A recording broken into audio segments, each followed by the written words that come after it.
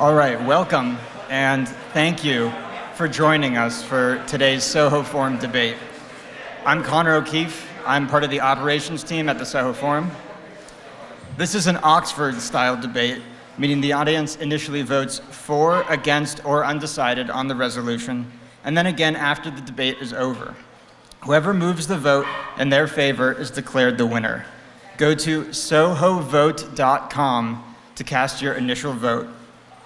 You'll find that today's resolution reads, and it's a long one, the U.S. response to a Russian invasion of another country should involve the provision of ample weapons, supplies, and military intelligence to that country, together with organizing aggressive economic, political, and cultural sanctions on Russia.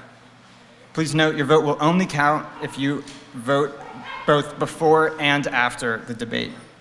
So again, that's sohovote.com. We will close the voting at the beginning of the opening statements.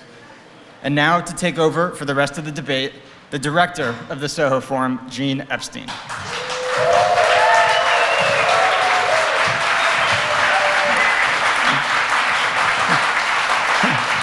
Thank you, Connor. Thank you, Connor, and welcome to all you lovable people at PorcFest. This is, to my embarrassment, only the second season the SoHo Forum has come to PorcFest, only the second season when I've gotten a chance to do some presentations, but it will certainly not be the last. We love it here. I do have to say apologetically that we are still sort of like a SoHo-based debate society. We do hold our debates actually just 2 blocks downtown from where I live with my wife, Asako, in Lower Manhattan. We have a whole battery of debates starting in August, scheduled in the fall. We have a twofold mission, not just to have to host one-on-one debates, always just one against one, of interest to libertarians with Oxford-style voting. But our second mission, of course, is to have a party, and we've been having those parties at the loft apartment that I share with Asako, just 2 blocks uptown from the venue. The venue has declared no vax, no mask requirements, so that's where we are at. And there are certainly no vax, no mask requirements at the door at our parties. So if you're August 15th, September 19th, we're going to have SoHo Forum debates. So maybe take a trip down to New York City and bop around. It has become a fairly lively place, and come to a SoHo Forum debates. We do get the occasional odd question, and starting almost in the first month of the SoHo Forum, I would get the question, what is the dress requirement at the SoHo Forum? It took me a while to compose it briefly, and it does read, just don't come naked. But now, of course, we've modified that at PorcFest. It's just try not to come naked. And since, apparently I scanned the audience. All of you have tried and succeeded. And so you're especially welcome at our SoHo Forum. And now I want to read the resolution again to give you a little more time to vote, because that's part of the fun of the SoHo Forum, to vote on the resolution. The U.S. response to a Russian invasion of another country should involve the provision of ample weapons, supplies, and military intelligence to that country, together with organizing aggressive economic, political, and cultural sanctions on Russia. Please vote yes, no, or undecided on that resolution. Now, here to defend that resolution, Cathy Young. Cathy, please come to the stage.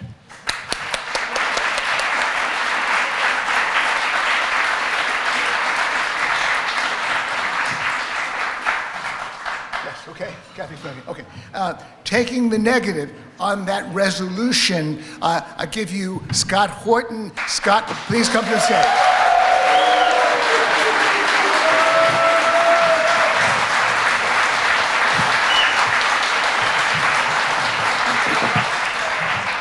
All right, Connor, please close the voting. Cathy, you have 15 minutes to defend the resolution. You probably want to take the podium. Cathy, take it away.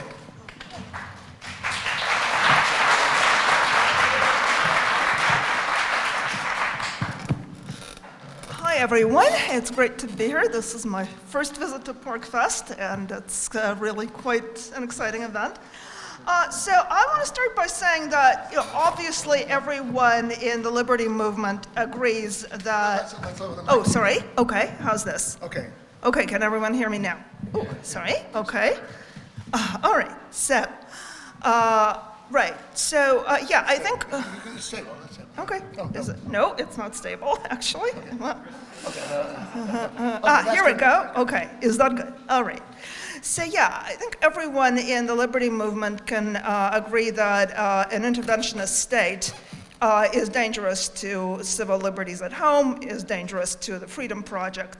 So I think we're all aware of the dangers of excessive interventionism. And certainly we've learned some hard lessons over the past 20 years in exporting democracy abroad to countries with little or no experience of liberty. And we've all found out in Iraq and in Afghanistan that that is very rife with pitfalls. Yeah, is that, are we, okay, how's this? Okay, so I'll just hold this. I think this is, yeah, the stage is maybe not totally stable. All right, so yeah, we've certainly learned cautionary tales about the exporting democracy. I would argue that what we face with Russia today is very different, not only because no one is really calling for direct intervention militarily or direct military engagement between the U.S. and Russia. I think we all know some really good reasons that is not being advocated, given the nuclear arsenal that both countries have. But also, I would say that with regard to a less sort of overtly military or less direct style of intervention, which is what we're debating here, which is aid with weapons, aid with intelligence, and sanctions in case of an actual Russian attack. I would say that this is a very different type of argument than the kind of interventionism that we've seen the unfortunate results of in the past 20 years. First of all, again, in this case, we are talking about situations in which there is a direct aggression initiated by Russia. And obviously, we're all thinking about Ukraine right now, so that's sort of the paradigm at the moment. And I think everyone will agree that whatever the history between Russia and Ukraine, that was an unprovoked attack. Which really has brought to the European continent horrific scenes of arguably genocide, which haven't been seen since World War II. But also the other difference, I think, that is essential is that Russian aggression is directed toward neighboring countries which are on a course, however imperfect, of liberal democratic development, and which do have very genuine traditions of and aspiration toward freedom. And those aspirations are being targeted by an increasingly aggressive, authoritarian, and arguably even totalitarian militaristic state in Russia. This is something that began in Georgia in 2008, where it was preceded, by the way, by the actual Russian invasion, was preceded by years of Russian provocation in Georgia in the sense of handing out Russian passports en masse to residents of South Ossetia, which is a region that has separatist issues with Georgia, and essentially creating a class of Russian citizens who were eligible sort of philosophically for Russian protection. And it's really telling, by the way, that the Russian passports the South Ossetians got were not did not entitle them to actually live in Russia. The only intent was to create a mass of people in South Ossetia on the territory of Georgia, whom Russia could claim to act as the protector of. Then, of course, we had the situation in Ukraine in 2014, in which, in response to to what was really essentially a popular revolution, the ouster of a pro-Russian regime that was growing increasingly authoritarian and alienated from the people, Russia not only seized Crimea, taking advantage of sort of disarray in the Ukrainian forces, but also initiated the creation of separatist, and I'm really putting separatists in quotation marks because these were not grassroots formations. These were essentially gangster statelets that were driven primarily by Russian citizens who were coming in and Russian organizers.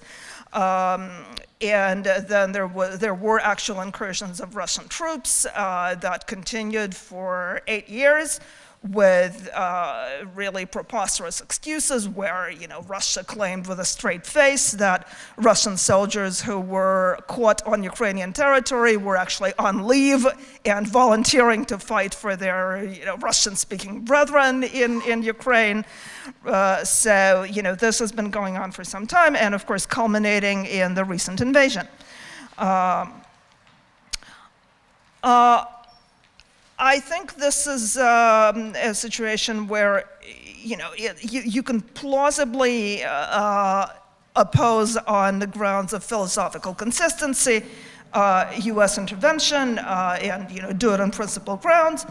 I will say that, unfortunately, from following the debate on interventionism and anti-interventionism in this case, I have found that in many, many cases, maybe in the majority of cases, anti-interventionists have resorted to arguments that really distort facts and make sort of specious claims to discredit the case for Ukraine's defense. One of those is that Ukraine's 2014 Revolution of Dignity was a coup engineered by the U.S. deep state, which is based on some very, very out of context tidbits from conversations between American diplomats who were in fact involved in the they were actually quite overtly involved in the negotiations between the preceding regime and the opposition, which, where they were trying to work out a deal. So, I think that there was some undiplomatic language that was used, but it really was not a conspiracy. If you read a lot of primary sources, the revolution in Ukraine absolutely was a popular revolution that was driven by pro-freedom forces. There were some extreme nationalist and authoritarian elements and, arguably pro-fascist elements that were kind of glomming onto it, which represented maybe like 1% of the people who were involved in the Euromaidan movement that led to this revolution. But of course, that also has been transformed into claims that the Ukrainian state is dominated by basically a Nazi clique, which really would make it like the world's first Nazi regime with a Jewish president. That's, that I think is really deeply ironic. This is really, by the way, all of this is just echoing essentially Russian, Kremlin talking points that have been out there for 8 years. And of course, the other argument that has been made with regard to both Georgia and Ukraine is that it's really the fault of NATO expansion and the intent announced under the Bush administration to put both Georgia and Ukraine on a track toward NATO membership.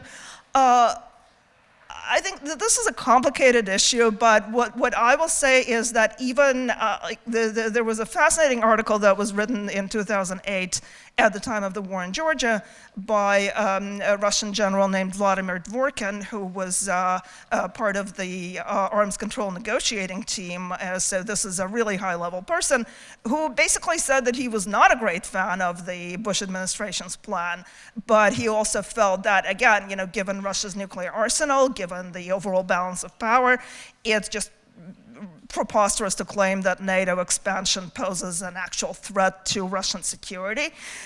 His argument was that the real threat that the Kremlin feels is that being surrounded by NATO countries is going to push toward liberalization and push toward modernization in ways that the Russian government doesn't want.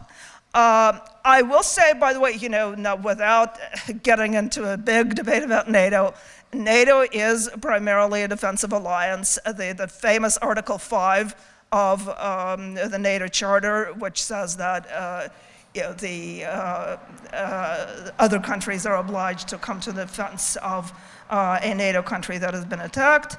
It really stipulates that only in cases where the attack is unprovoked and not the result of an act of aggression by the country itself. So I think that really takes away a big part of the sort of the idea that NATO membership would enable aggression toward Russia. I think what NATO expansion is a threat to, and specifically NATO membership for Ukraine, is really the Kremlin's dreams of restoring the Russian Empire, of which it sees Ukraine and a number of other smaller countries as an essential part. Russia today is a country driven by ideologues like Alexander Dugin, who is this really bizarre ultra-nationalist guru whose work is taught in the military academies, who's close to a number of people very high in the regime, who essentially argues that the only way that Russia can have true nationhood is by being an empire and expanding an empire. So I really think that we're talking about a really appreciable danger to freedom. I don't think it's irrelevant for the liberty movement in the United States, whether the world outside the US is dominated by authoritarian or totalitarian powers, or by imperfect but nonetheless, real liberal democratic countries. And Russia, along with China, is the primary authoritarian force in the world right now that has repeatedly shown aggression toward pro-democracy neighbors. And I think that, again, while no one wants direct military engagement with Russia, I think the argument that we should do whatever we can to help those countries under attack with arms, intelligence, and sanctions, and hopefully along the way promote meaningful change in Russia itself, which is possible only if those imperial aspirations of the current regime are thwarted. I think there's a very, very good argument to be made that that is, in fact, a pro-freedom course and one that should be pursued. And that's it.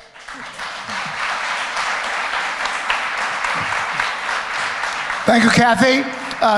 Speaking for the negative, Scott Horton. Scott, take it away, please.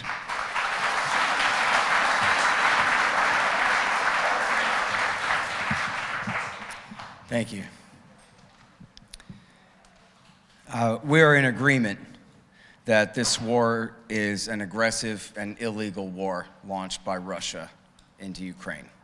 I don't think there's any question about that. I don't know of anyone who disagrees with that. But it was not unprovoked. And frankly, I'll disagree with virtually all of what you just heard. I don't know how much of it I'll be able to address here. But I want to start with something that I learned when I was a kid about the aftermath of World War II and how, and there's some myth making here, but bear with me, that America in the aftermath of World War II befriended our enemies, the Japanese and the Germans, helped rebuild their countries and brought them into our defensive, umbrella and whatever, and friendship. And the reason that they did that wasn't self-interested reasons. It was because, and this is partially true, you have to admit this is true. It was because they learned the lessons of Versailles.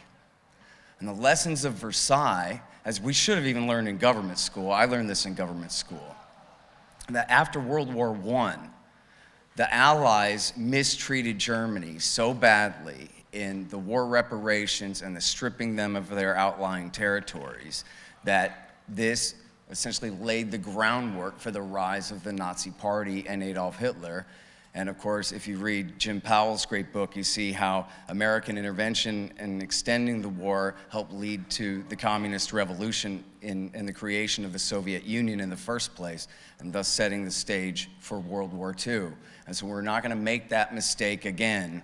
We're going to befriend our enemies and treat them with respect and all of these kinds of things. And the Japanese and the Germans, of course, had been a couple of the most ruthless and murderous regimes in world history, and yet we made friends with them because it was the right thing to do. But then what did we do after the Cold War with the Soviet Union ended? And peacefully, almost entirely peacefully, as Gorbachev and the Soviets essentially just abandoned the empire, set all of South Asia and Eastern Europe free, instead of heeding those same lessons of Versailles, we kicked them while they're down. And the Bill Clinton government immediately broke Bush Sr.'s promises not to expand NATO and brought in Hungary, the Czech Republic, and Poland in 1999, and 3 weeks later launched an aggressive war against the Serbs' the Russians' close allies, the Serbs, in order to break off Kosovo. That was our defensive alliance. The United Nations wouldn't authorize it, of course, because Russia has veto power. So Bill Clinton just broke the law. I'm sorry? Sorry. So Bill Clinton just broke the law.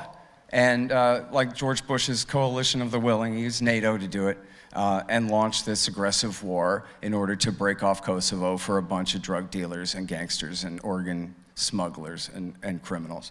And that was the start of it.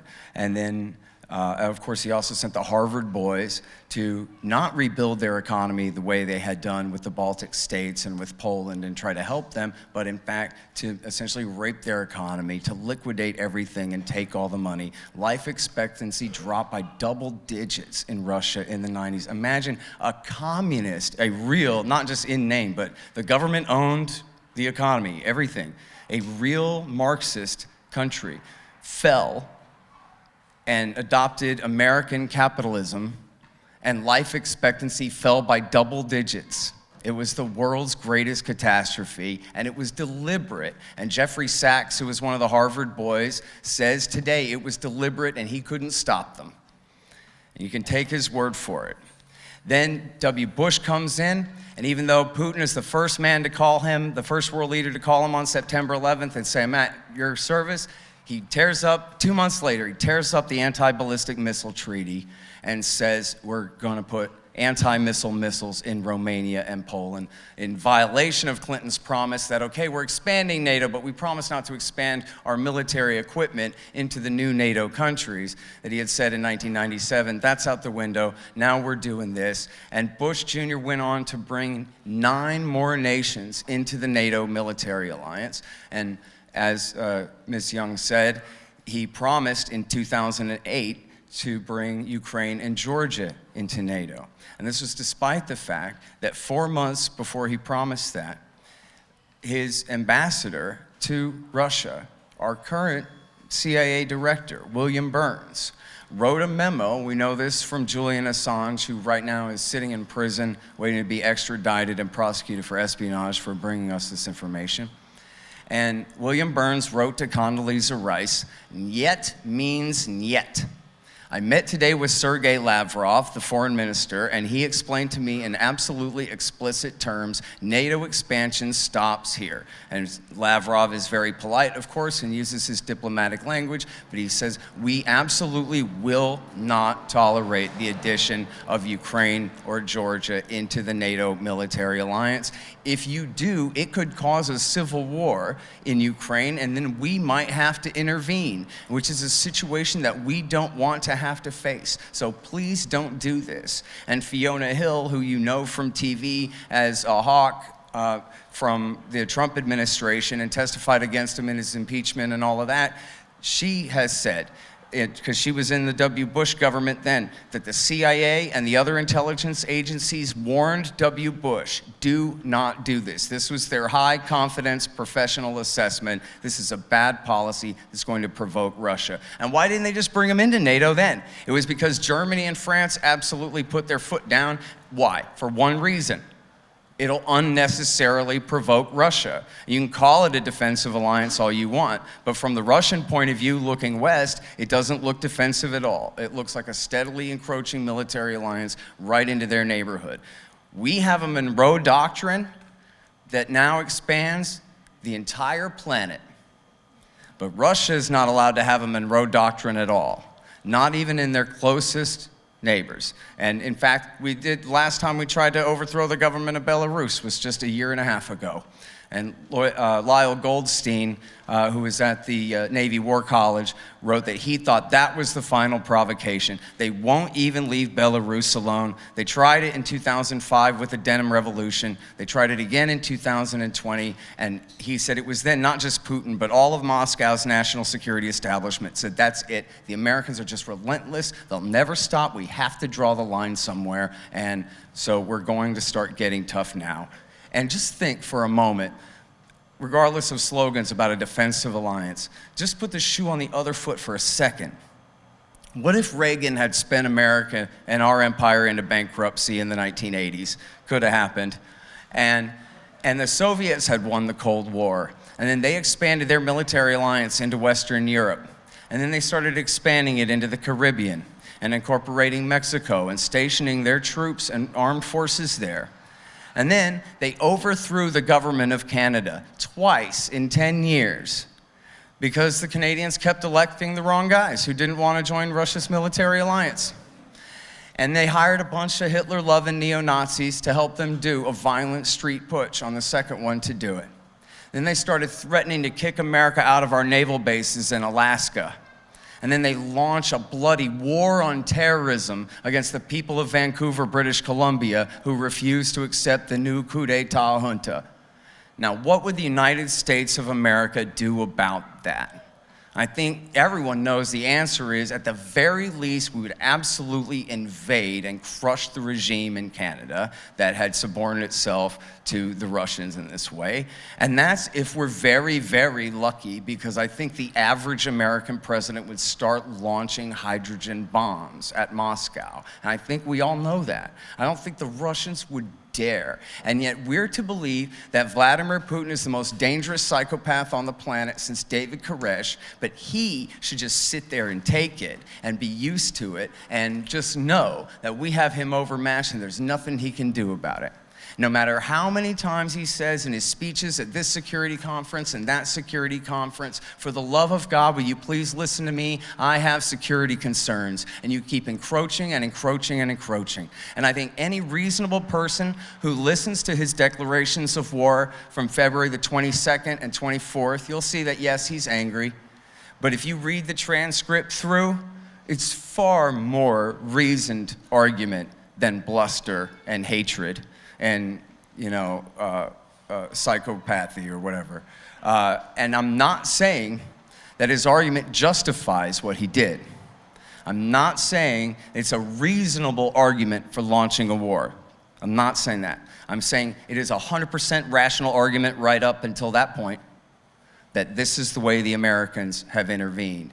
And you can listen to the Victoria Nuland and Jeffrey Pyatt phone call for yourself on YouTube and various places on the internet, and you can hear them plotting the coup that took place 2 weeks later, on February the 21st, 2014. And yes, it was a violent street putsch by forces in the street. No one is saying it was CIA agents on the ground directing the mob in real time. The point is the Americans were supporting that entire movement, and they had made a deal through the Germans with the sitting government, the same guy that they had prevented from taking office in the Orange Revolution of '04, that he would pull all his police forces back and would agree to early elections if all the protesters on their side would be called back as well. And instead, after he pulled his police back, they just seized all the government buildings and chased him right out of town.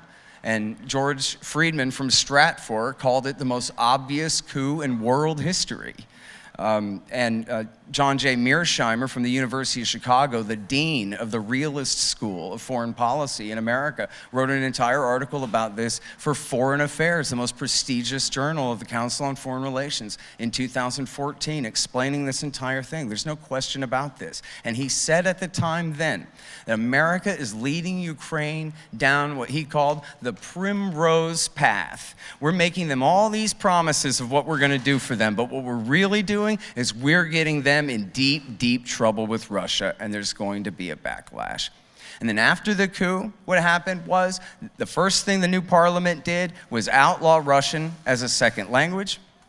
And then four former presidents wrote a letter saying, now is our chance to kick the Russians out of the Sevastopol naval base on Crimea. And only then did the Russians leave their bases and seize the Crimean Peninsula, where they had a deal since the fall of the Soviet Union, 24 years, to lease the base.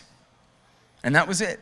And the reason they left the base and seized the peninsula without killing anyone, it was a coup de main, without a single battle.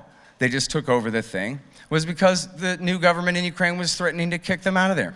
And then the people in the east of the country, who were the heaviest supporters of Yanukovych, the former president, said, well, if you guys can do a coup and overthrow our democratically elected president from the election of 2010, well, then we can just occupy the government buildings here in the Donbass and refuse to recognize the legitimacy of the new government.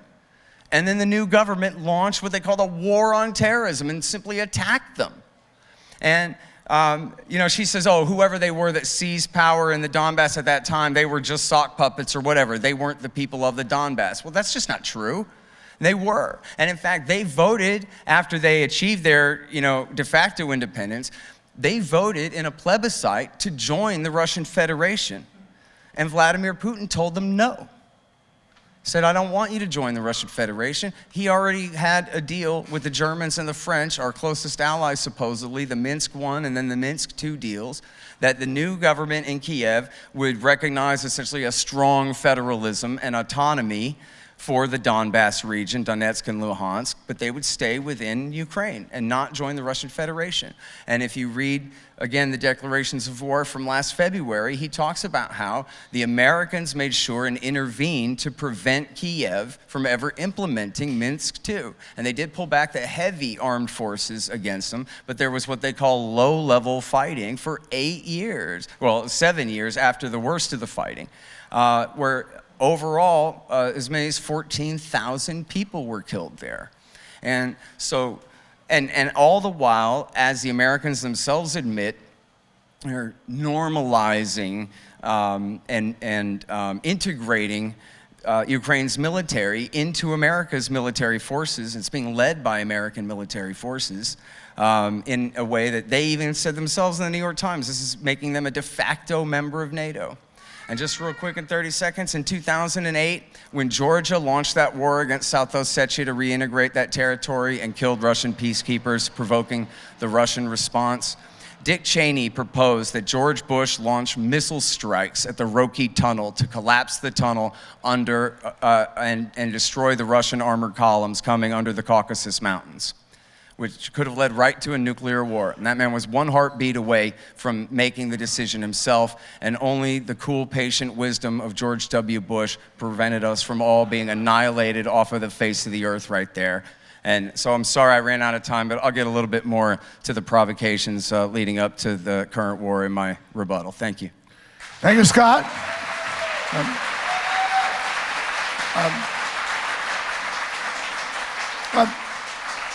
Cathy Young, 5 minutes of rebuttal. Take it away, Cathy.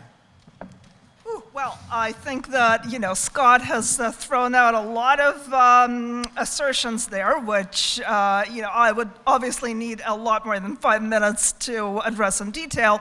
I'm not even going to get into the real causes of the war intervention in Serbia and whether, that was as unreasonable as Scott claims it is. I mean, there were certain events that are widely recognized as a genocide, but we're not going to get into that. I really want to question this argument, and again, there's a lot of material there that the United States treated Russia horribly after the end of the Cold War.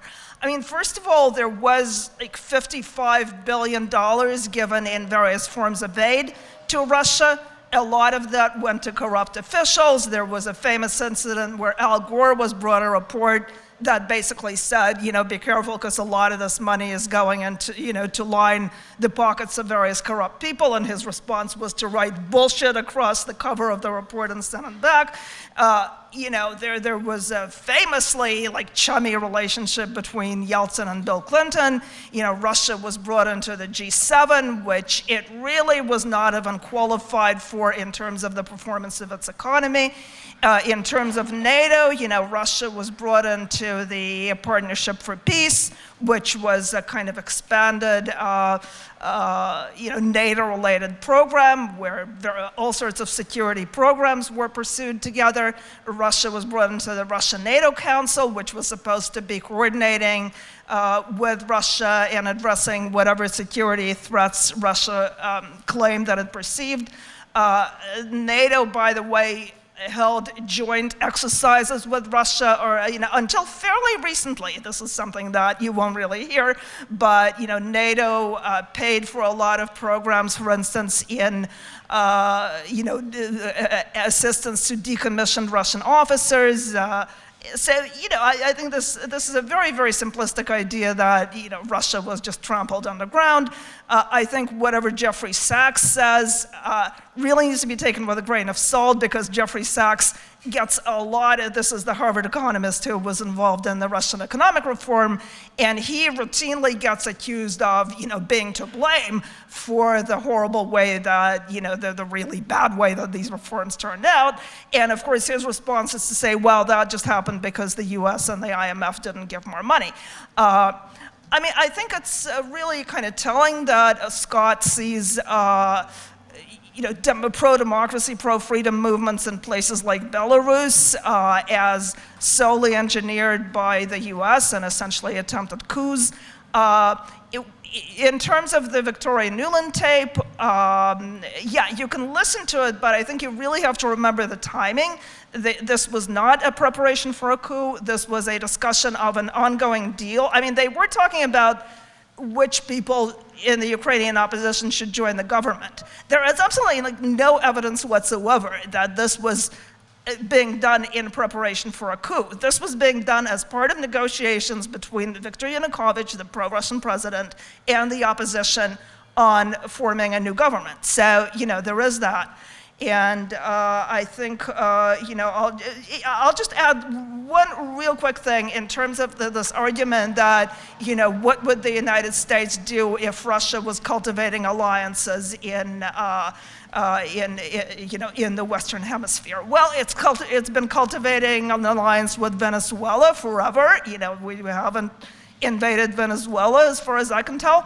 You may have heard of BRICS, which is the alliance that includes Brazil, Russia, India, and China, and South Africa. So, Brazil is part of a coalition with Russia. Again, I don't see any American troops in Brazil. So, this idea that, the idea that we have to take everything that Vladimir Putin says as, reflecting his real thinking even.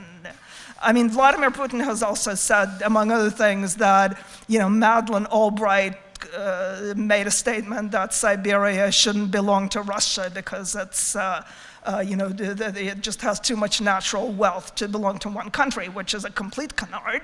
This is something that Putin has repeated as a fact. So I don't know if he's delusional. I don't know if he's promoting these fictions as a justification for wars of aggression. But I think giving Putin too much credence, I think, is really unwarranted. So, that's. Thank you, Cathy. 5 minutes of rebuttal. Scott, take it away, Scott.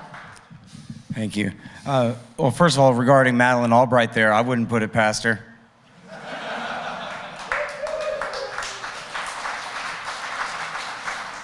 And price is worth it. And look, yes, Bill Clinton was very chummy with Boris Yeltsin. That was part of, and I'm sorry, I should have specified, that was part of America kicking Russia while they were down, was inflicting the regime of Boris Yeltsin and then leading to Vladimir Putin on the people of Russia. People talk about what a gangster Vladimir Putin is. How do you think he got the job?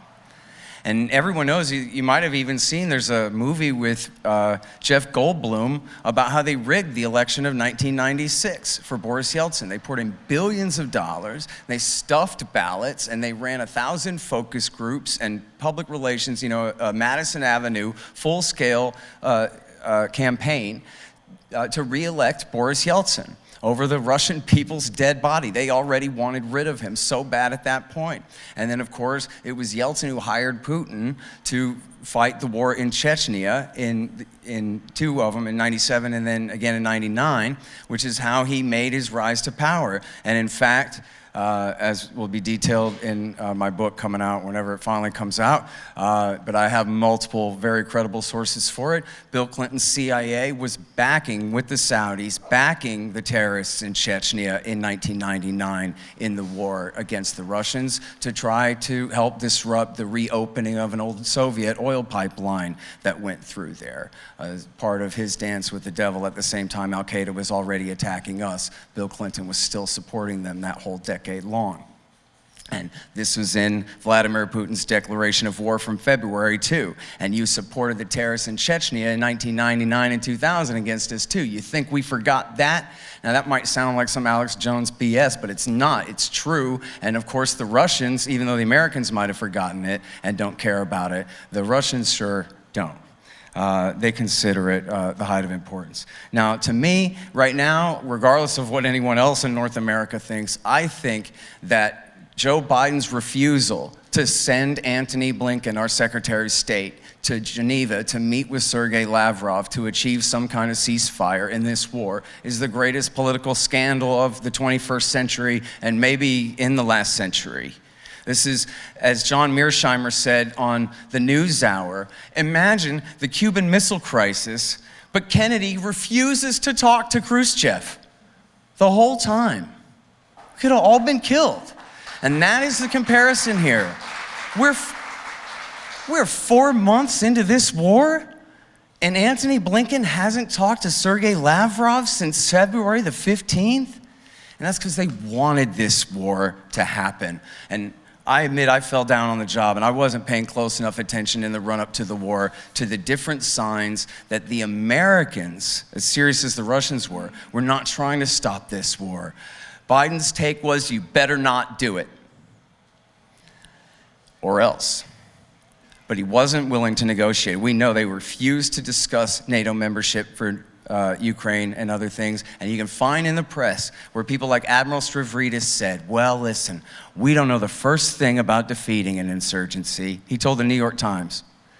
But we sure know how to back one, like we did in Afghanistan in the 1980s and like we did in Syria. Now, this is just 4 months after America finally left Afghanistan after the consequences of that operation in the 1980s. And these people have Afghanistan in their mouth. And the dirty war in Syria, Obama's dirty war that led directly to the rise of the Islamic State Caliphate and Iraq War III and another 500,000 people killed.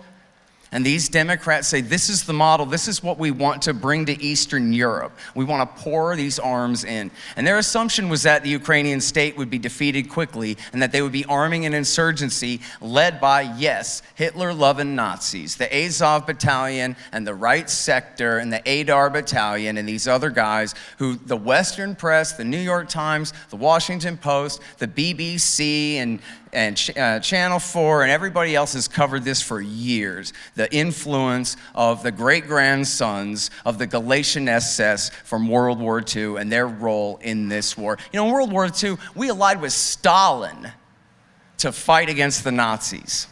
Now we're aligned with Nazis against Republican Russia? Are you kidding me?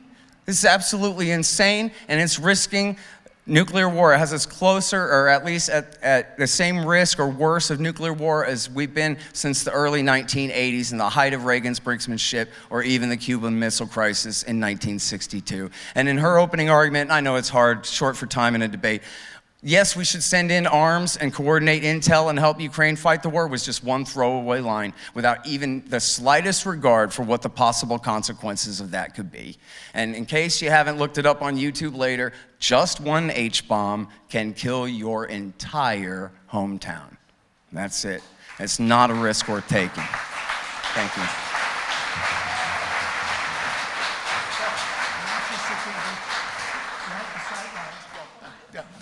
We come now, thank you to both. We come now to the Q&A portion of the afternoon.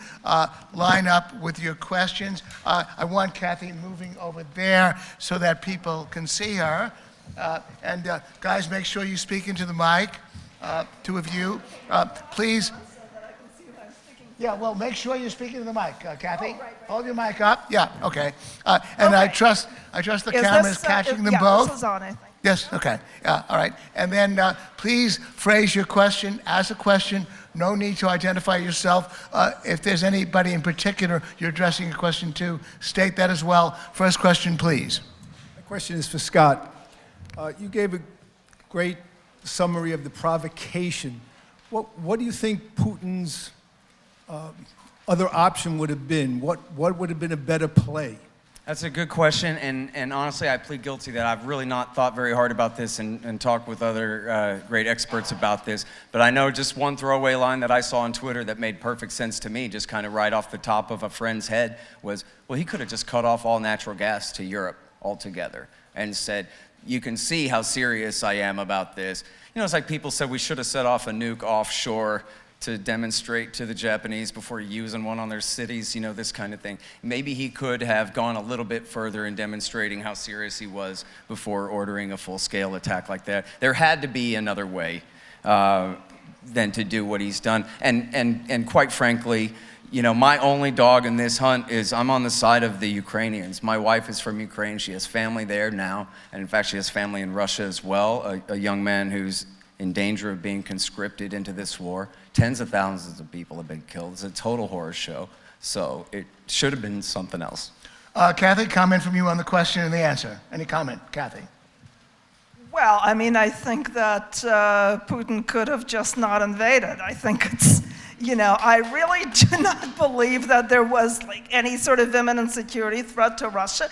In terms of like NATO membership for Ukraine, I think it's been made very clear that it wasn't anywhere close to that. I mean, right now, as a result of Russia's attack, NATO is expanding. So, I mean, if that was Putin's concern, I think he's achieved the absolute, the exact opposite of, you know, whatever he set out supposedly to do.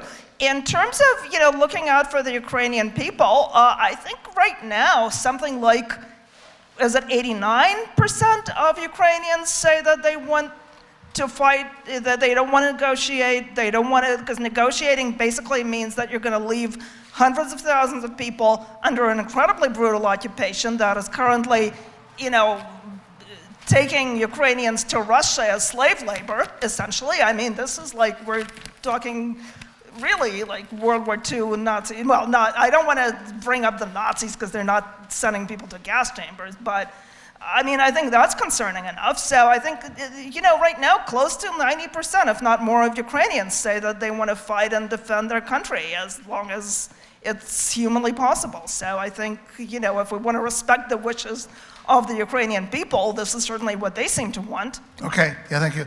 Next question. Hi, this is directed at Cathy. Thank you for taking the position. I heard you mention, and I'm obviously biased against sort of foreign entangling alliances and whatnot. I'm wondering if you have some concrete examples of how Russia might be attempting to expand the empire. You mentioned earlier that, you know, Russia is attempting to reestablish sort of the old guard, and then mentioned sort of dismissively that they're in Brazil, I believe it was. Is that an attempt to expand the empire, and is that something that is worth the entangling alliance to prevent, or is it not a big deal?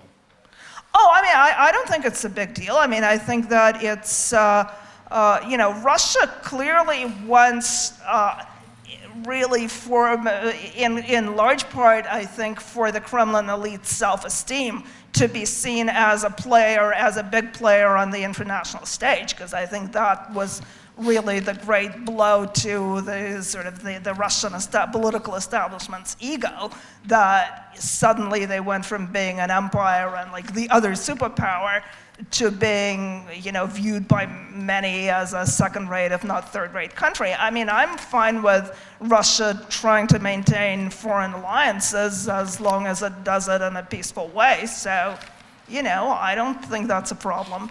I have a problem when they try to bully countries around them from pursuing the course of development that they want. And can I just add like a real quick, because Scott was quoting John Mearsheimer before, and I think he's a respected scholar, but he does have a very strong point of view that essentially large powers have the sort of natural right to dominate the countries around them, and that therefore, Russia is entitled to its sphere of influence. So I think, you just kind of have to remember that that's where he comes from. I disagree with that, so. Comment from you, Scott, on the question or the answer? Comment from you, Scott. Sure. First of all, I think Mearsheimer's position is that that's the way of the world, that major powers are going to do things like prevent a minor power next door to them from allying with a major power far away or something like that. Not that that's right, but that's the reality that we have to deal with. And people say, oh, Ukraine can join whatever alliance they want. Well, can Mexico join whatever alliance they want? No, they can't, and that's the way of the world, and that's simply a recognition of reality as far as that goes. But as far as the Ukrainians would rather keep fighting, might that have something to do with the $50 billion worth of arms and all the support and the intelligence that we're giving them? And might they have negotiated on better terms for their own future months ago if we were not intervening? For example, there's a real question now whether the Russians are going to go all the way to Moldova and absorb the Transdniester, this breakaway province on the Moldovan-Ukrainian border. Well, they'd have to take Odessa and the entire southern coast of Ukraine to do so. But that's far beyond what they were ever asking for in the first place. That's far beyond if Ukraine had even given them the whole damn Donbass. And so now we have essentially by making these promises to them, we've created this moral hazard and again led them further down the primrose path towards even worse danger. And you look at like the Baltic states don't have any current conflicts with Russia. There have been some controversies over the rights of ethnic Russians in there, but nothing, no threats of military intervention or anything like that, except the government of Lithuania, speaking of the lessons of Versailles, the government of Lithuania has just closed the easement, the corridor between Russia and Kaliningrad, this little strip of land on the Baltic Sea between Lithuania and Poland. And they used to have the right to this corridor. Well, that's how World War II started, was Hitler insisting on his corridor to Danzig, this German city that had been stripped away after World War I. Now we're recreating that same kind of situation. And this is a quote from the New York Times. A Lithuanian defense official told the New York Times that a Russian attack, quote, is highly unlikely because Lithuania is a member of NATO. If this were not the case, they probably would consider it. In other words, Scrappy Doo is out there trying to get us into a fight. And we gave him permission to do so. And who even knows, here, the capitals of the Baltic states, Latvia, Lithuania, Estonia. You willing to trade your hometown? I see one hand, two hands in the air. Okay, five. You guys are pretty educated audience. I would screw them up, which one is Tallinn, etc. Given what's come up, I just want to exercise moderator's prerogative to ask Cathy a question. Cathy, just to put a fine point on the idea of the double standard, just hypothetically, just grant the hypothetical. The Soviet Union appoints Canada or Mexico to be a part of the Warsaw Pact defensive military group of nations. The Soviet Union has some intervention in the politics of Mexico or Canada. Do you really think the U.S. would not respond militarily to such meddling in two countries that are off our borders? That's my hypothetical. Well, I think that, first of all, with the Soviet Union, the Cold War and the Soviet Union versus the Warsaw Pact is an entirely different situation than anything we've had in recent it's years. just a hypothetical. You know. Well, Russia establishes a military alliance with Mexico and gets politically involved in meddling in Mexican political affairs, or does the same thing in Canada.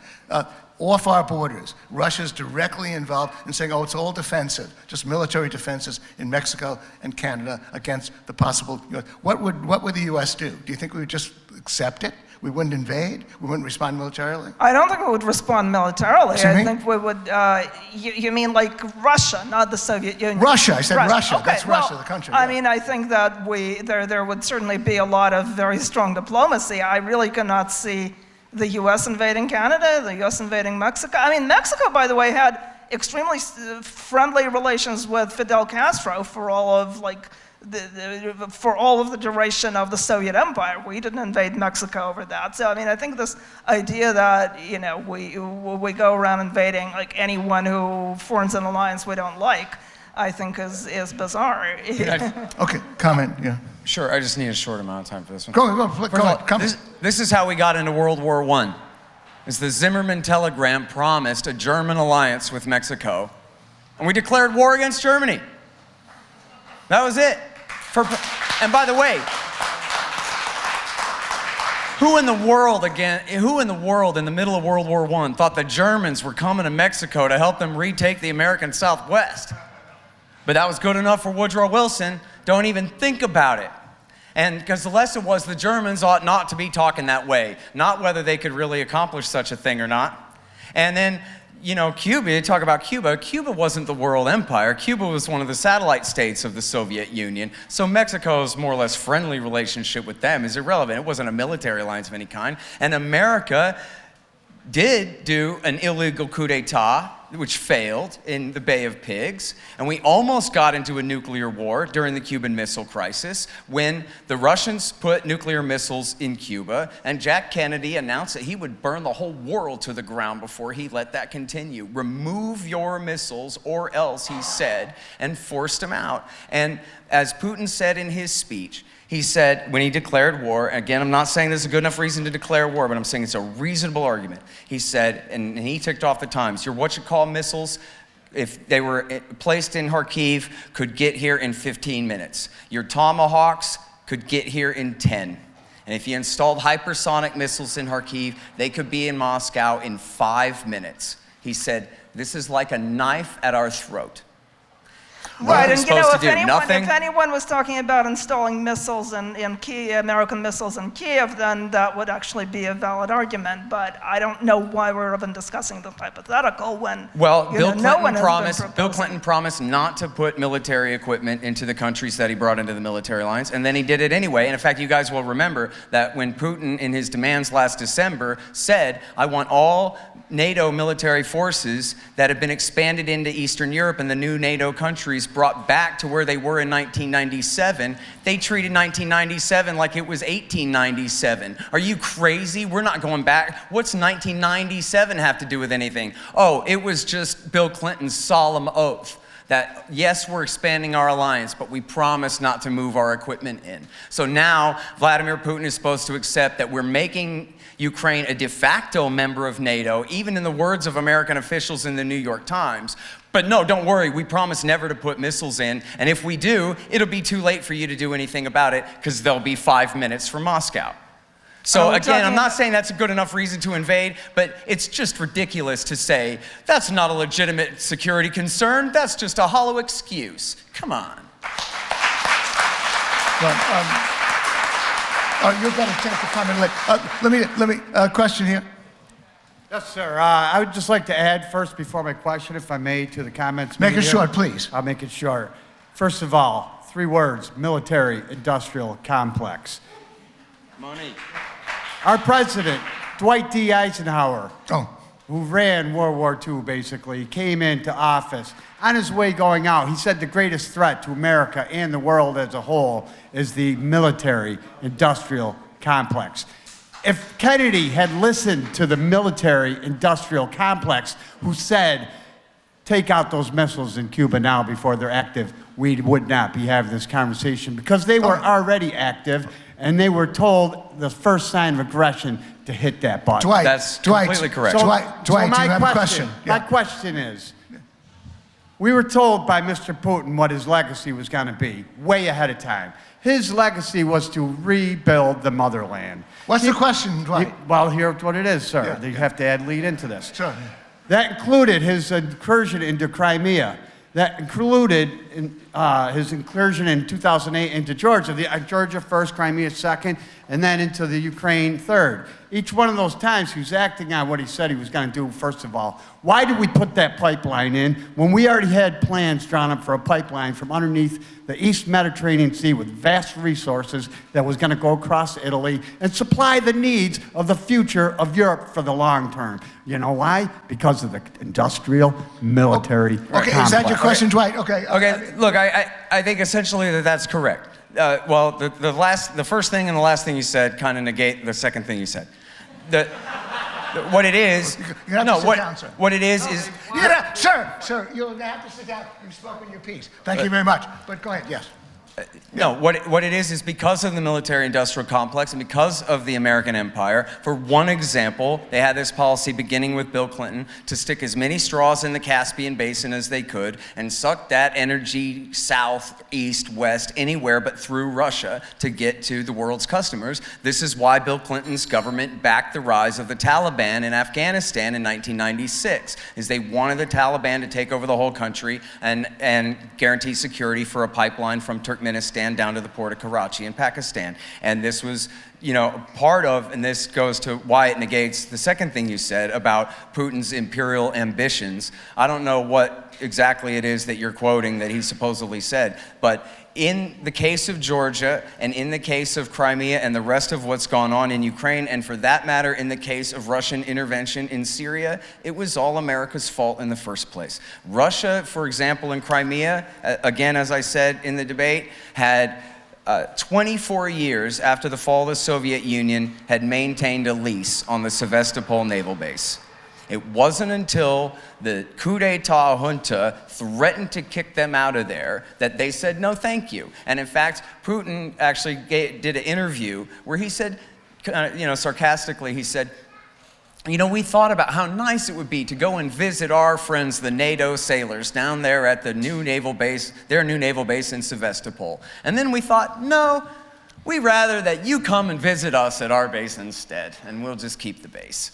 And so that was simply what happened there. Imagine some foreign power trying to take San Diego from the United States of America. What do you think would happen to them? Ultimate violence. Comment from you, Cathy.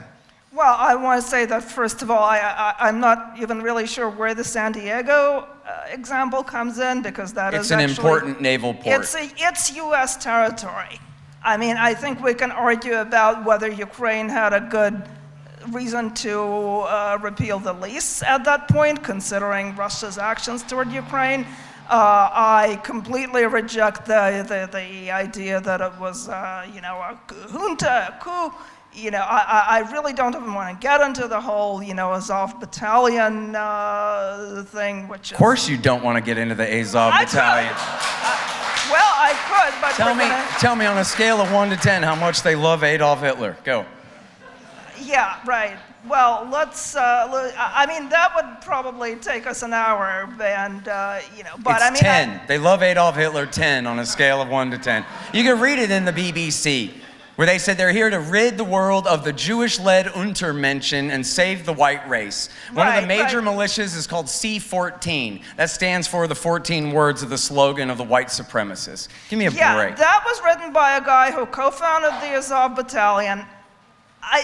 It is really not, the fact that there were some bad people involved with co-founding what is currently a regiment in the Ukrainian army really doesn't mean that it's a Nazi outfit today. He doesn't have anything to do with it today. Which is why, we really can't have this argument, because it would really take way too much discussion of the specifics of, what happened with the Ukrainian They're army. moderate reform Nazis. By the way, we can accept that, right, guys? Do you want to talk about the Russian fascists who run Donbass? Do you want to talk about the fact that, the guy who was the first of all, do you want to talk about the fact that the first defense minister and the first president of the so-called Donetsk Republic were both Russian citizens, both of them with extensive ties to fascist groups? I mean, do you want to talk about the fact that the guy who was the self-appointed people's governor of Donetsk, who co-founded the separatist republic, was part of the Russian National Unity, which is, which has a fascist logo? I mean, do you want to talk about Alexander Dugin and his extremely intimate involvement with the whole, Novorossiya project, which is the retaking of eastern Ukraine for Russia? I mean, this is fascist times 10, this is, I mean, not to mention that those, the Donetsk and Luhansk republics actually are run as fascist states. I mean, the fact that you take seriously the plebiscites that happened in these places is just mind-boggling. I mean, there's an actual, if you want to talk about recordings, there's an actual recording of one of the separatist leaders talking to one of his Russian handlers and saying that, well, there's a war going on, we can't really do a referendum right now. And the Russian guy says, wait, you're actually serious about doing this fucking referendum? You're gonna go and have people actually write things down in bulletins? Fuck it, just write that 90% of the people voted for the independent republic, and that's it. And by the way, I think he said 99%, and then he said, oh no, let's make it 89%. And that actually happens to be the actual number that supposedly voted for an independent republic. I mean, who are we kidding? These are not, I mean, no sane person takes these quote-unquote plebiscites seriously. I mean, these are places that are essentially run as torture camps. Do you think that Yanukovych won the election of 2010? That was verified by the EU? Who voted for him? Actually, yeah, he won it with a false promise of, facilitating, because he had rebranded from a Kremlin ally to the centrist who was going to maintain a good relationship with both Russia and the EU. And then he screwed the people who supported him by saying, no, we're not going to do this deal with the EU, which was not going to put Ukraine on track to a full EU membership, but was going to definitely be about integrating Ukraine into Europe, which is when the people came out on the square. I mean, actually, what happened was the EU changed the deal on him at the last minute at the meeting when he showed up to sign it. Right, he said, so I feel like a bride who showed up at my wedding to be greeted with a prenuptial agreement, and I don't think I'm in love with you anymore, and I'm going home. So it's completely irrelevant that at the same time Putin was strong-arming him into rejecting this deal and claiming to offer him a better deal. I mean, that's... Okay, yeah. Seriously, nothing is ever Putin's fault. I mean, he is only ever the put-upon victim. I mean, was Yanukovych legitimately impeached, by the way, by the time he was ousted? Okay, he was impeached by the Ukrainian parliament, which was also legitimately elected. And this is when he decided to beat it and, ran off to Russia taking wagon loads of stolen wealth with him. So, okay, next question. Question for the both of you. Do sanctions work and who do they hurt? Thank you. What's the question again? Do sanctions work and who do they hurt? Do the sanctions. Okay, you want to talk about sanctions? I'll talk about sanctions. Go ahead. Yes, they work, but not for the stated purpose. They do not, in very, very rare cases, do they compel changes in behavior by the subject governments. But if your purpose is to simply crush the Iranian or Syrian economy and keep it crushed, then they're very good for that. In this case, it seems like the sanctions regime against Russia is already backfiring and is strengthening their economy. I mean, they're oil exporters, so help create a brand new crimp in supply and global supply and jack up the price even higher than price inflation was already causing. And they have a huge windfall. And even the Biden government, anonymously, Biden government officials were complaining about this to the Wall Street Journal last week, that, geez, it seems to be backfiring against us.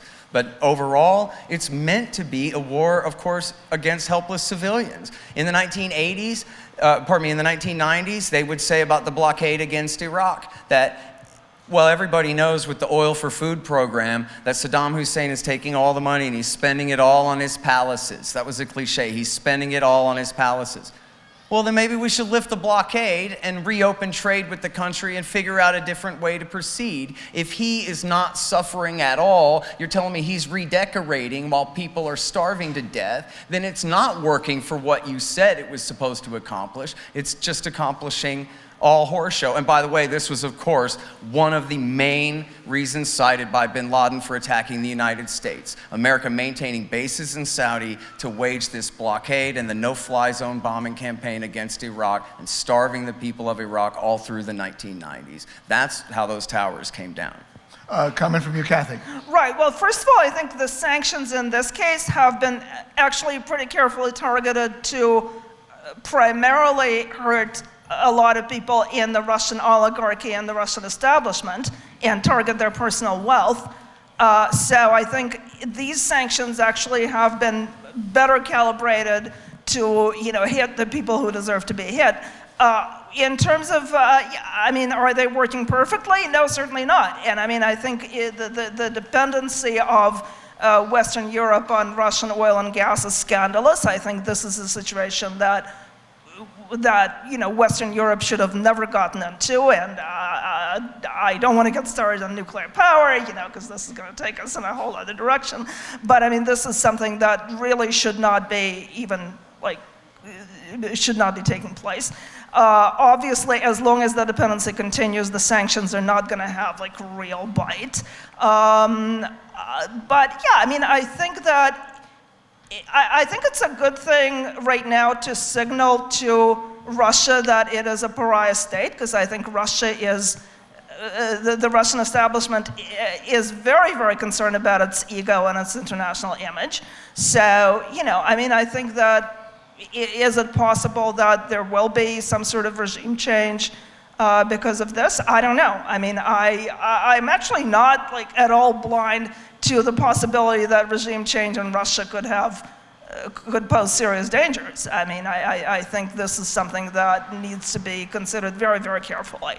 But at the same time, can a country be allowed to behave as Russia is currently behaving? Absolutely not. Can I just, Okay, 5 seconds here. Okay, sure. This is the point. This is what they have said over and over again, anonymously and officially. Even the Secretary of State and Secretary of Defense have said, we're trying to weaken Russia. We're trying to prolong this war. We're pouring these weapons to prolong this war, to weaken Russia, even to the point of regime change in Moscow, which they somehow think would be beneficial rather than what would occur to any average person anywhere, as taking an absolutely extraordinary risk of the apocalypse over political differences with a country that is no longer run by the evil communists, but instead by essentially corrupt conservative Republicans, who we ought to be able to live with and deal with. Comment from you, Cathy? No. Well, I don't think that trying to crush the country next door because of political differences with it is something that we can regard as acceptable political differences with the current regime in Russia. I think, there is huge evidence of Russia's interventions everywhere to promote, incidentally, fascist forces.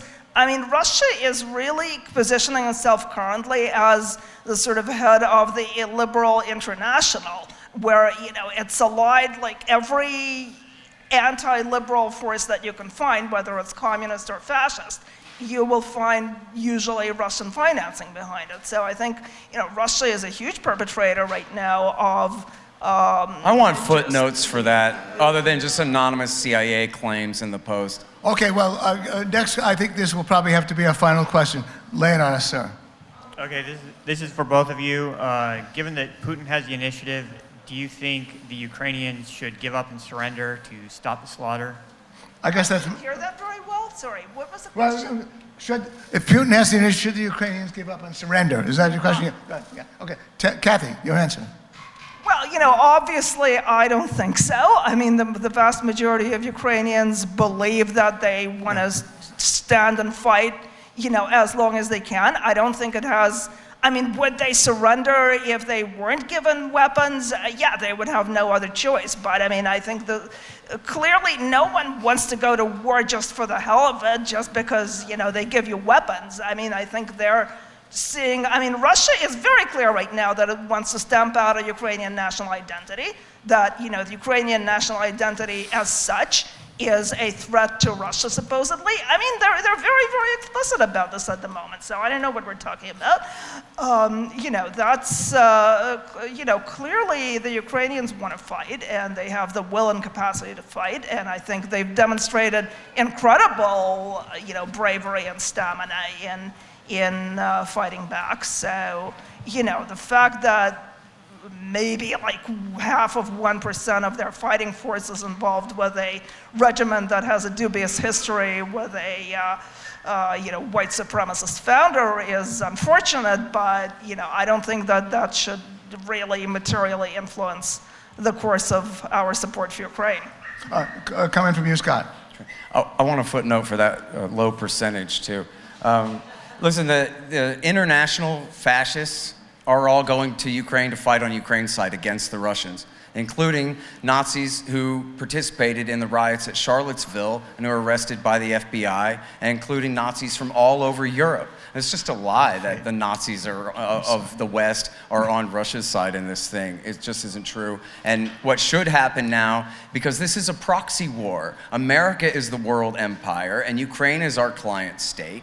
And America, our Secretary of State, should be in Geneva trying to hash out a deal to end the fighting immediately with the Russians right now. And if the Ukrainians want to, you know, play like Hamid Karzai or whatever and refuse to go along with that and keep the war going, then that should be their problem. And America should cease all intervention immediately. But the fact of the matter is that before this war broke out, Putin's demands were reasonable. He wanted it in writing that Ukraine won't join NATO. He wanted to pull the military back like in the 1997 deal. And he wanted a guarantee we weren't going to put missiles into Ukraine and these kinds of things. He wanted the Minsk II peace deal to be implemented and a real ceasefire in the east of the country. And I'm sure his demands are a little bit broader than that now, but all of that was reasonable in the first place. And there should be, essentially Russia has been appeasing the United States this whole time, and then they finally quit. And it's time for us to recognize that we're enough in the wrong that we can climb down a few pegs on the ladder as well and make a deal with Sounds them. like you're going to summation. Okay, guys. Okay, we're going to have to give you just 4 minutes for summation rather than 5 because we want to respect the next event and we wanted some time for voting. So. You'll get the chance to talk to the debaters afterwards. Cathy, take it away with your 4 minutes of summary. Take the podium. You want to do it from here? Sure. Yeah. Well, you want to do it? All right. Do it from here. Go ahead. Sure. Yeah. 4 minutes. Right. Well, yeah, as far as I can tell, you know, Scott's position is basically that, again, you know, everything that Putin says and does needs to be absolutely taken at face value.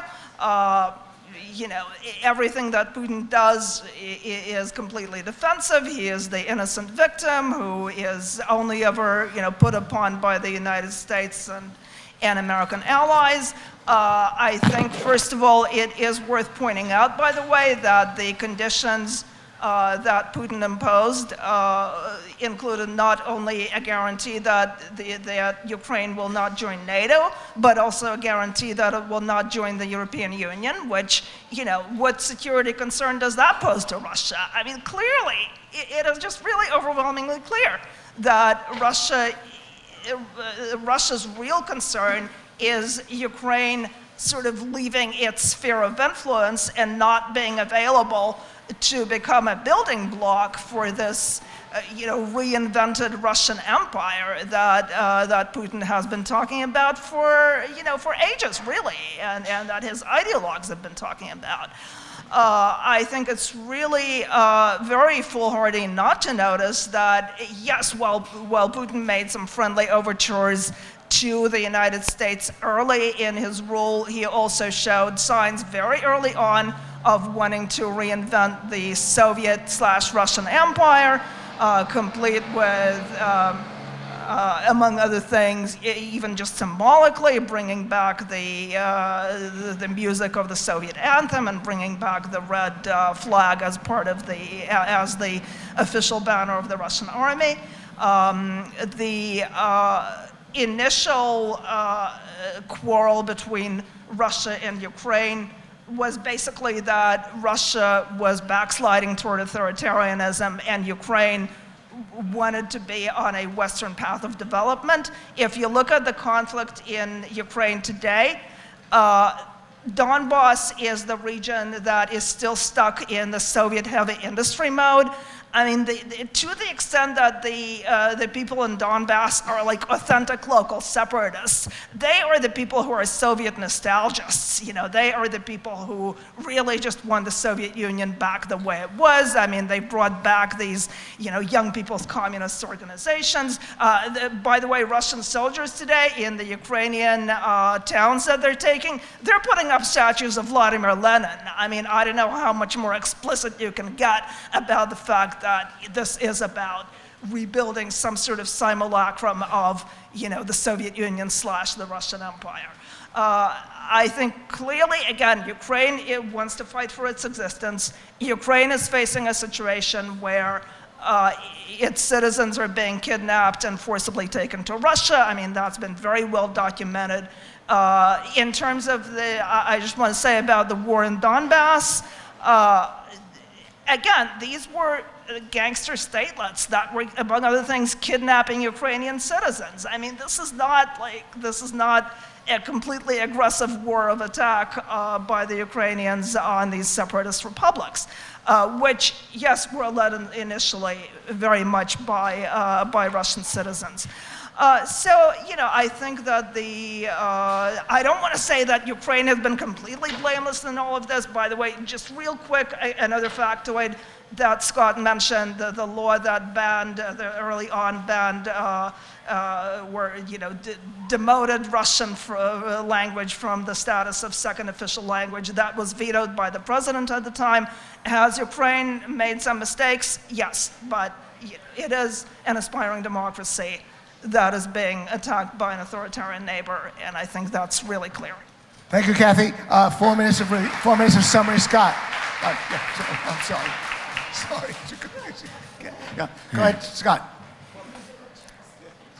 They're Nazis and they're commies, which is pretty bad. Now, I got these for my summation here. I got these talking points directly from Putin is an innocent angel, talkingpoints.com. .net. Because my loyalty is to him. Anyway, one time I was driving on the freeway in 2015. I was listening to NPR News. You ever listen to NPR News? I know you do. You have to, don't you, you masochists? And being interviewed by Robert Siegel was Ivo Dodler, the former American ambassador to something, I forget.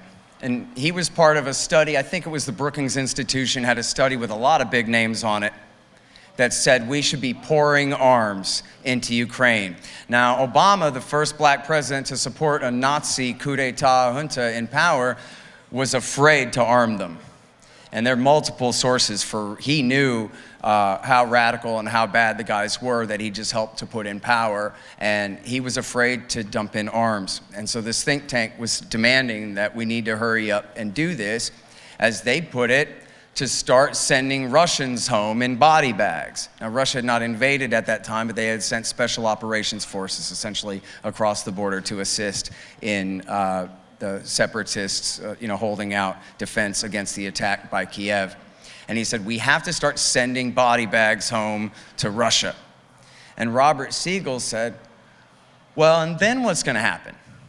And he said, well, that will cause the debate to go up in Russia.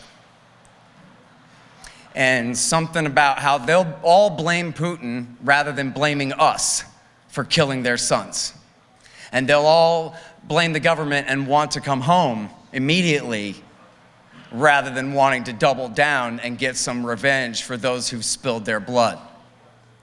The debate will go up. And Robert Siegel said, the debate will go up. I get it. That's good.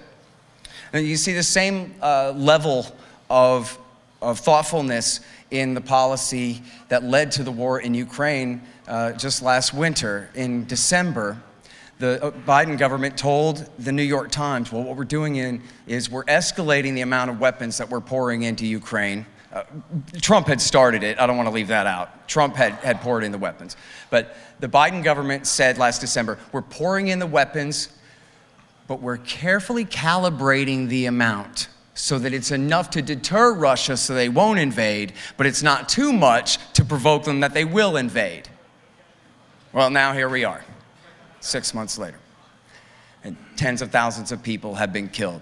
So either they were lying about that and they were deliberately trying to provoke a war, or they really, really suck at calibrating how much offensive force to bring to bear on Russia's border, 1,200 miles east of the Elbe River, which used to be the dividing line back in the days of the old Cold War.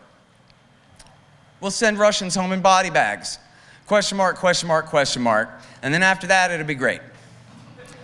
The debate will go up. That's your security force. That's who's in charge. Joe Biden and his men. And with that, I'll let you know that right after this, at the Mises tent, I'm signing copies of Enough Already, my book about the terror war. And next week, I'm coming out with a brand new book. It's called Hotter Than the Sun: Time to Abolish Nuclear Weapons, which is a collection of interviews of experts all about nuclear weapons going back 10, 15 years on the show there. I know you guys are really going to like it. And with that, thank you very much. Thank you, Scott. Okay, Connor. Okay, please, please sit down and start voting. I forgot to bring the SoHo Forum Tootsie Roll with me, but it will be sent. The special will be sent to the winner. The debate is open. Please vote yes, no, or undecided on the U.S. response to a Russian invasion of another country involving the provision of ample weapons and complete support.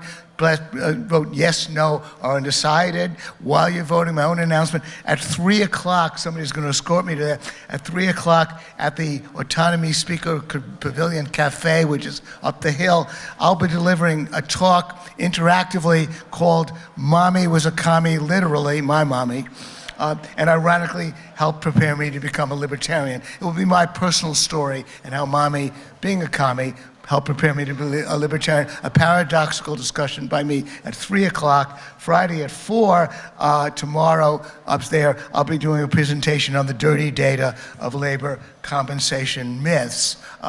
And hope you can all attend either or both of those talks. And Saturday at 1, I'll be doing an interview at the Autonomy Speaker Pavilion and Cafe with Richard Grove. And then as well, if you do come to New York, on Monday the 15th, Monday, August 15th, in New York City, there will be a debate on global warming, climate science. Climate science compels us to make large and rapid reductions in greenhouse gas emissions. Defending the resolution will be a climate scientist, Andrew Dessler. Opposing will be climate scientist Stephen Koonin. Monday, September 19th, we'll be having a debate on the resolution, it is imperative to eliminate nuclear weapons. That'll be in New York City. Ward Wilson will defend that resolution, and Peter Hussey will be opposing it. November 15th, we'll have a debate on the pandemic treaty of the World Health Organization. It should focus on targeted protection of high-risk groups, consistent with the approach taken by the Great Barrington Declaration of October 2020. Defending that resolution will be Jay Bhattacharya, one of the 3 main co-signers of that resolution. Opposing will be Yale School of Medicine professor Sten Vermund. Where are we standing on the vote, Connor? Are we about to conclude? Okay. Okay, now bringing the okay, drum roll, please. Drum roll, please. Okay. Okay.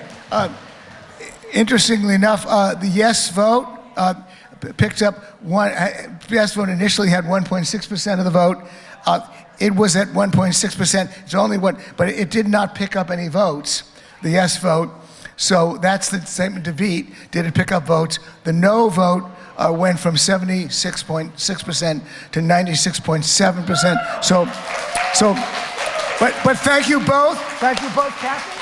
Thank you. No, I want to shake your hand. What you guys to shake hands? Okay, they're shaking hands. That's what we do at the SoHo Forum. Everything is courteous.